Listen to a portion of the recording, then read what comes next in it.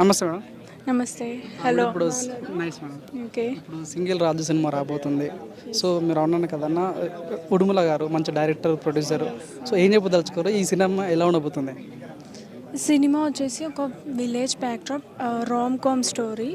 అందులో love story ఉంటుంది, friendship story ఉంటుంది, ఎమోషనల్ సీన్స్, కొంచెం ఫైట్స్, ఎవ్రీథింగ్ మిక్సప్ ఉంటుంది. ఇంకా మేజర్ థింగ్ వచ్చేసి love story and as well as విలేజ్లో జరిగే కొన్ని గొడవల గురించి. మేబీ అవన్నీ ఇప్పుడు చెప్పొచ్చు లేదు నాకు తెలియదు. ఓకే. యా, దాని గురించి మేజర్గా విలేజ్ బ్యాక్డ్రాప్ మీద కాన్సన్ట్రేషన్ అదే ఎక్కువ ఉంటుంది సినిమా అనమాట.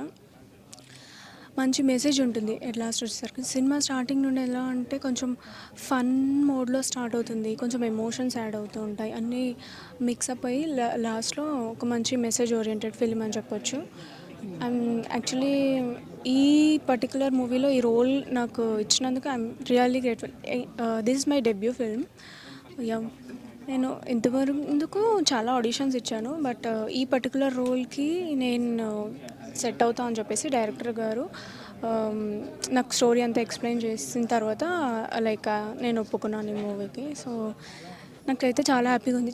యాక్చువల్లీ మేము చాలా టీం అంతా చాలా కష్టపడ్డాం. ఫైనల్గా ఇది అందరి ముందుకు వస్తున్నందుకు so happy. I'm so happy for this. అంటే డైరెక్టర్ మిమ్మల్ని ఎలా సంప్రదించారు? అంటే మీరే ఈ సినిమాకు ఉన్న కారణం అంటే ఏం చెప్తారు madam?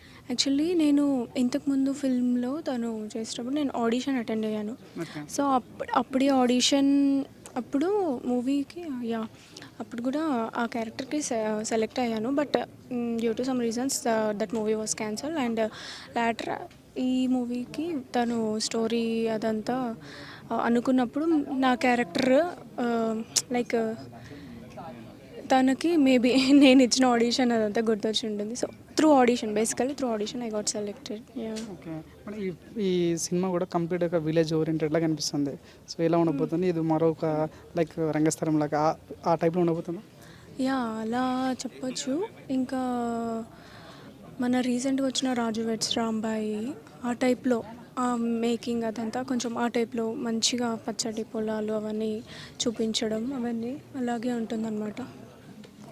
Okay, done. Thank you. Thank you so much.